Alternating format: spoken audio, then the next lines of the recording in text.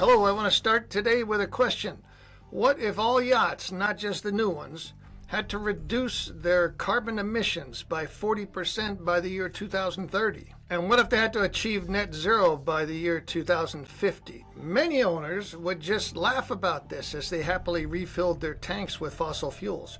Maybe a little bit of greenwashing, some exotic fuels, or maybe some carbon credits on the side that they bought with Bitcoin. Meanwhile, out on the oceans, away from the marina, there's abundant and free energy that's already being used by sailboats and now by large cargo ships. And while there are a number of new technologies are now available for harnessing this energy, but the uptake in the yachting sector, aside from traditional sailboats that unfortunately tip, has been more than disappointing. It has been almost non-existent. Meanwhile, in the commercial sector, I can assure you that commercial ship owners and operators of large vessels are not laughing about this. So the question that I just posed is not hypothetical. The International Maritime Organization is requiring ship owners to reduce their carbon intensity in shipping by 40% by the year 2030. And the IMO is going to impose what is effectively a carbon tax on the owners and vessel operators that did not reach these goals. The result is that in the commercial shipping sector, ship owners are scrambling to install wind propulsion systems on their ships. There are about 60 large ships right now that have been retrofitted with what they're calling wind assist. So these are a variety of different kinds of very large sails that are on Maersk vessels and other large ships that are plying the oceans. 2026, there should be another 100 very large ships that will be retrofitted with wind assist. And by 2030, there will be well over 3,000 ships that have been retrofitted. The retrofitted ships are experiencing less fuel burn and saving a lot of money. And that is more than paying for the cost of the wind sails. But we now know that those savings are not near what can be achieved if a vessel is actually designed and built from the outset to be wind assisted or wind powered. The French built a rocket transport ship called Canopée that goes from France to South America on a regular route across the Atlantic. It's been operating for 2 years, and so now we have proof of concept. It operates on a commercial schedule, cruising at about 16.5 knots, and it has achieved 13.6 knots with 4 Wingsails under wind propulsion alone. The fuel savings are meaningful, and a yacht that is designed and built for sail propulsion would achieve much higher efficiencies. But our large yacht owner here is still laughing. He's thinking, no way. How am I going to heat the pool? How am I going to keep the AC set down to wine chilling temperatures?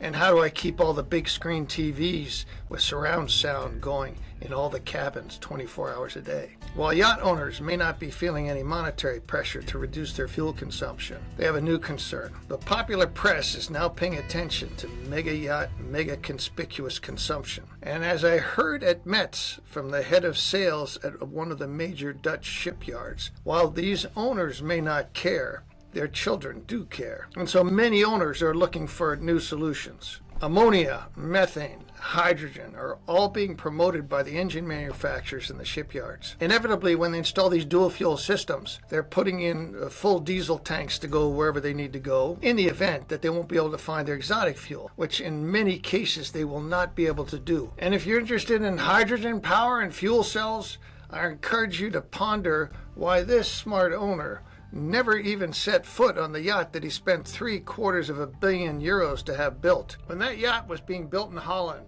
the yachting press was going nuts about hydrogen and fuel cells, how this was the best thing since sliced bread. I worked for Blumenvoss in Hamburg, Germany, and 20 years ago, one of our divisions, HDW, was building hydrogen fuel cell submarines for the German Navy. And this was 20 years ago, and it had been going on for years before that. So this is not new technology.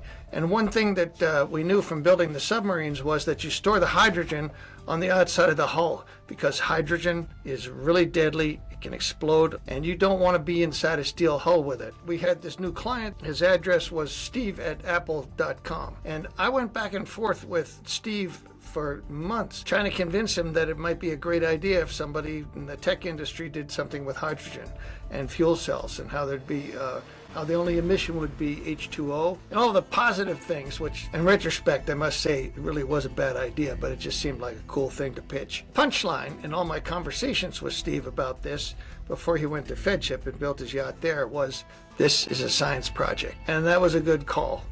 It was a science project. It's not practical. Don't do it. And if you have the time and the inclination, instead of reading the popular press articles about ammonia, methane, hydrogen, and other exotic fuels, I encourage you to read the white papers that have been written by the class societies, in particular DNV and Lloyd's, and find out what is really involved, what the dangers are versus the benefit versus the costs of these exotic fuels. So we all know that wind power is the oldest story in ocean navigation. I'm sure that many sailors, like myself, are very aware of the new technologies, starting with the America's Cup boats that can hit 55 knots, to Tom Perkins' Maltese Falcon, up to the 106-meter Black Pearl that can hit 30 knots. With hydrogeneration under sail, the controllable pitch props can generate electricity to carry the hotel load and eliminate the emissions under sail. They can also add energy to the battery banks so that the vessel can have electric propulsion from the batteries while it's in port. Taking this a few steps further is Project Zero that was built by Witters in Holland. This yacht has no carbon fuels on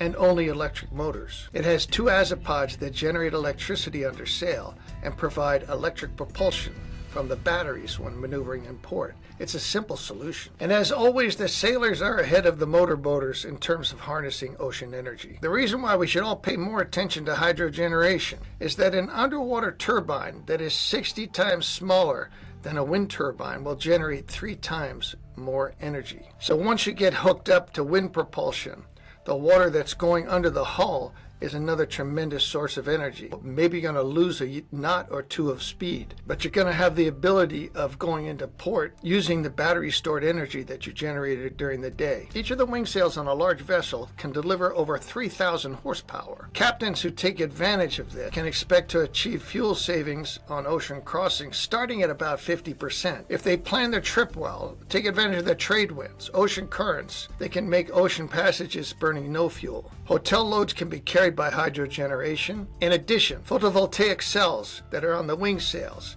and also on parts of the deck can deliver the equivalent of a half-ton of fuel that would normally feed the generators during the day. There is all kinds of new software and system controls that are being developed by companies like Kongsberg that manage the forces from the wind and the wing sails. They're also regulating ballast, stabilizers that recuperate energy, the hydrogeneration, the HVAC draw. In addition, they're drawing from the satellites, the wind velocities, currents, weather predictions, and all this data is analyzed in real time, creating efficiencies for your voyage. This new technology, all the R&D that went into it, the manufacturing facilities that can now deliver and support this equipment has all been paid for by the commercial shipping industry, along with government subsidies and grants. The yacht industry traditionally has always followed behind the commercial industry, and basically any technological innovation that we can think of probably started in the commercial sector, either in cargo or in passenger ship. I go to a lot of conferences like METS and the different boat shows, and it certainly appears to me that there's pushback against